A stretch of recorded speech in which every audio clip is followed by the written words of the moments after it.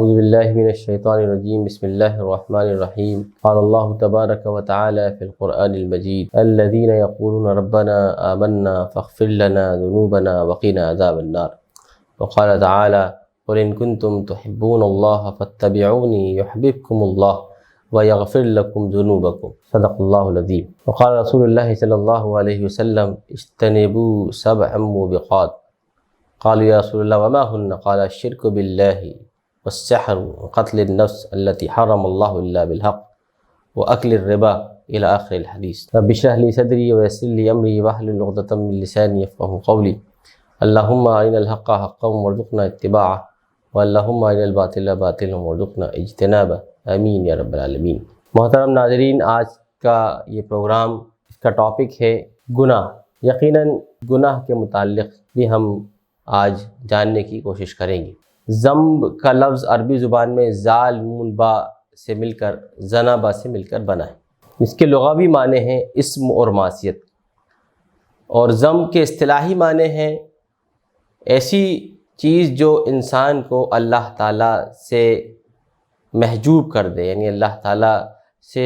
دور کر دے. جو بھی برائی وہ گناہ ہے. اس لیے تمام قسم کی برائیاں اور تمام قسم کے گناہ کو ذنب کہا گیا ہے. اس میں کبیرہ گناہ کو بھی اور صغیرہ گناہ کو بھی. لہٰذا اس اعتبار سے کہ گناہ انسان کو اللہ تعالیٰ سے محجوب کر دیتے ہیں، اللہ تعالیٰ سے دور کر دیتے ہیں، اس لیے اس کو ذنب کہا گیا ہے. اور امام مراغی رحمۃ اللہ علیہ نے اپنی تفسیر میں یہ بات لکھی ہے کہ ذنب کہتے ہیں اس کوتاہی کو جو بندے اور اس کے رب کے درمیان معاملات میں پیدا ہوتی ہے. بندے کی طرف سے کوئی تقصیر ہو جائے، کوئی کوتاہی ہو جائے اللہ تعالیٰ کے حق میں، تو یہ بھی گناہ ہے. اب یقیناً اللہ تعالیٰ کے جو حقوق ہیں وہ بے شمار ہیں. تو ذنب کا جو برعکس جو چیز ہے وہ نیکی ہے، اور نیکی کا تصور بھی اسلام نے بہت واضح کر کے سامنے رکھ دیا ہے. پھر گناہ کو دو حصوں میں تقسیم کیا گیا ہے. پہلے گناہ وہ ہیں جو کبائر ہیں، اور دوسرے قسم کے گناہ وہ ہیں جو صغائر ہیں. تو بڑے گناہ جن کو کبائر کہا گیا ہے، ان کو ایک روایت میں اس کی درجہ بندی کی گئی ہے. نبی اکرم صلی اللہ علیہ وسلم نے ارشاد فرمائی کہ 7 بڑے گناہ اے لوگوں ان سے بچو. آپ سے لوگوں نے پوچھا کہ رسول اکرم صلی اللہ علیہ وسلم بتائیے کہ وہ 7 بڑے گناہ کیا ہیں؟ تو آپ نے کہا کہ سب سے بڑا گناہ یہ ہے کہ اللہ کے ساتھ شرک کیا جائے، اس کا ساجی بنایا جائے، اس کے واسطے ند اور بیٹے اور بیٹیاں تلاش کی جائیں. دوسرا بڑا گناہ یہ ہے کہ آدمی جادو کا کام کرے. تیسرا بڑا گناہ یہ ہے کہ آدمی کسی نفس کو قتل کرے، کسی شخص کو بغیر اس کے حق کے قتل کر دے. اور چوتھا گناہ یہ ہے کہ آدمی سود کا کاروبار کرے. پانچواں گناہ یہ ہے کہ وہ اکل مال الیتیم اور یتیم کا مال کھا لے. اور اس طریقے سے چھٹا گناہ یہ ہے کہ جس وقت میدان جنگ میں ہو اور اللہ تعالیٰ کی سربلندی کے لیے لوگ لڑ رہے ہوں، اور اللہ کے دین کی سربلندی کے لیے لوگ لڑ رہے ہوں، یہ شخص پیٹھ دکھائے اور بھاگے. اور ساتواں گناہ یہ ہے کہ انسان پاکیزہ مومن عورتوں کو جو بڑی پاکیزہ ہیں، غافلات ہیں، جن کو بے شمار فتنوں کے بارے میں کوئی علم نہیں ہے، ایسی عورتوں کے پر طرح طرح کے بہتان لگانا اور ان پہ طرح طرح کے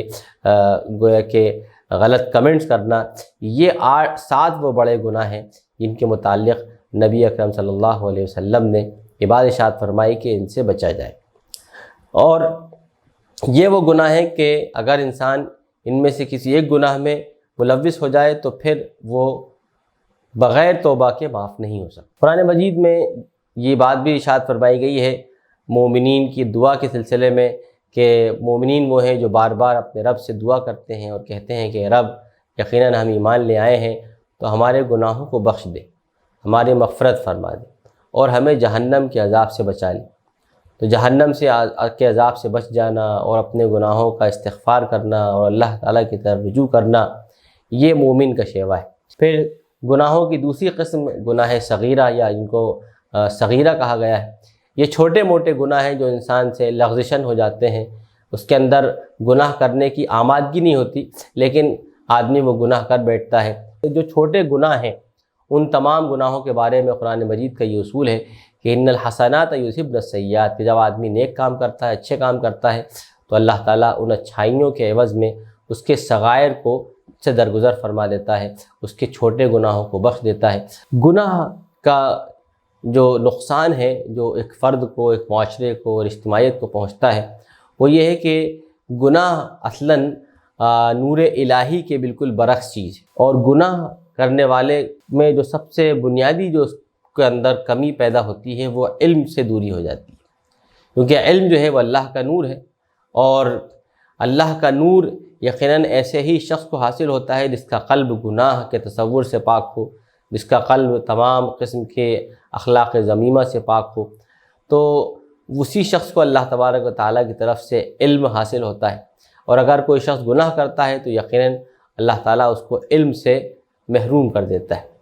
اسی لیے یہ کہا گیا ہے کہ الذنوب تطفئ ذلک النور، یہ گناہ جو ہیں اس روشنی کو جو اللہ تعالیٰ کی طرف سے قلب میں پیدا کی جاتی ہے، یہ گناہ اس کو بجھا دیتے ہیں،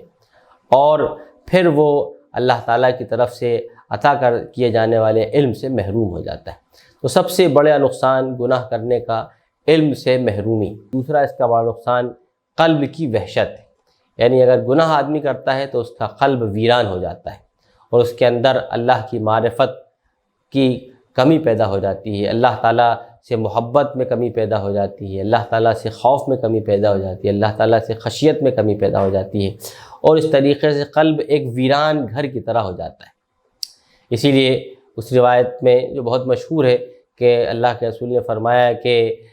جب مومن بندہ کوئی گناہ کرتا ہے تو اس کے قلب پر ایک کالا، ایک سیاہ نقطہ لگ جاتا ہے، پھر اگر وہ توبہ کر لے فَإِن تَابَ وَاسْتَغْفَرَ، اگر وہ توبہ کر لے اور استغفار کر لے تو وہ نقطہ صاف کر دیا جاتا ہے، اس کو پوچھ دیا جاتا ہے۔ لیکن پھر آگے روایت میں آتا ہے کہ پھر اگر فَإِن زَادَ، اگر پھر مزید وہ اس گناہ میں زیادتی کرتا ہے تو پھر ایک نقطہ اس کے قلب پر لگا دیا جاتا ہے، پھر اگر وہ برابر کسی قسم کے گناہوں میں مبتلا رہتا ہے تو وہ دھیرے دھیرے وہ نقطے اس کے دل پر لگتے جاتے ہیں، یہاں تک کہ اس کا دل جو ہے وہ بالکل سودا،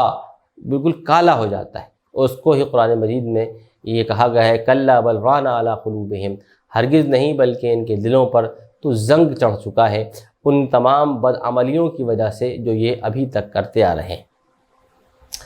تو گناہ کے نتیجے میں انسان کا دل سیاہ ہو جاتا ہے، اور جب انسان کا دل سیاہ ہو جاتا ہے تو اس کے اندر وحشت پیدا ہو جاتی ہے، اور جب اس کے اندر وحشت پیدا ہو جاتی ہے تو اس کی زبان بھی گویا کہ فحش اور بے حیائی کی گفتگو کرتی ہے، اس کا کردار بھی خراب ہو جاتا ہے، اس کے افکار بھی فاسد ہو جاتے ہیں، اس کے اعمال بھی بگڑ جاتے ہیں، اور وہ پورا کا پورا فرد جو ترقی کر سکتا تھا اب وہ تنزل کی طرف تیزی سے گامزن ہوتا ہے۔ اسی لیے قرآن مجید میں کہا گیا ہے کہ انسان جو ہے اللہ تعالیٰ کی سب سے بہتر اور سب سے احسن تخلیق ہے، لیکن جب وہ اللہ تعالیٰ کی نافرمانی کرتا ہے، اللہ تعالیٰ کے سامنے گناہ کرتا ہے، تو پھر وہ اسفل سافلین یعنی سب سے نچلی طبقے کی گویا کہ اللہ کی جو مخلوقات ہیں ان میں پہنچ جاتا ہے۔ اور اسی طریقے سے اس کا تیسرا بڑا نقصان یہ ہے کہ گناہ کرنے کی وجہ سے بار بار گناہ کرنے کی وجہ سے انسان پھر ذلت اور ضعف اور گویا کہ اہانت کا بھی شکار ہو جاتا ہے، اور کبھی کبھی وہ جو چھوٹے گناہ ہوتے ہیں پھر انسان کو وہ گناہ بڑے گناہوں کی طرف مائل کرتے ہیں، اور پھر وہ کچھ ایسے گناہوں کی طرف بھی مائل کرتے ہیں جو انسان کی فضیحت اور اس کی ذلت اور اس کی اہانت کا سبب بنتے ہیں۔ تو گناہ جو ہے انسان کو آخر کار اس کو بالکل تباہ و برباد کر دیتا ہے۔ اسی وجہ سے گناہ کے متعلق یہ بات بھی کہی گئی ہے کہ گناہ جو ہے وہ پورے زمین میں فساد برپا کر دیتا ہے۔ قرآن مجید میں جیسا کہا گیا کہ ظہر الفساد فی البر والبحر، کہ پوری خشکی اور تری میں ہر طرف فساد ظاہر اور غالب آ جاتا ہے، یہ انہی لوگوں کی وجہ سے ہے کہ جو اجتماعیت گنہگار۔ تو ان آیات کی روشنی میں آئیے ہم سب مل کر اللہ تعالیٰ سے اپنے گناہوں کا استغفار کرتے ہیں، اور ہم اللہ تعالیٰ سے دعا کرتے ہیں کہ اللہ تعالیٰ ہمیں اپنی محبت اور اپنی رحمت میں سمیٹ لے۔ تو اللہ تعالیٰ سے دعا کرتے ہیں کہ اللہ تعالیٰ ہمیں گناہوں سے بچنے کی توفیق عطا فرمائے، ہمارے دلوں کو اپنے نور ایمان سے بھر دے، اور اللہ تعالیٰ اپنی معرفت ہمارے قلوب کے اندر پیدا کر دے۔ اللہ تعالیٰ سے دعا ہے کہ اللہ تعالیٰ مجھے اور آپ سب کو عمل کرنے کی توفیق عطا فرمائے۔ وآخر دعوانا ان الحمد للہ رب العالمین۔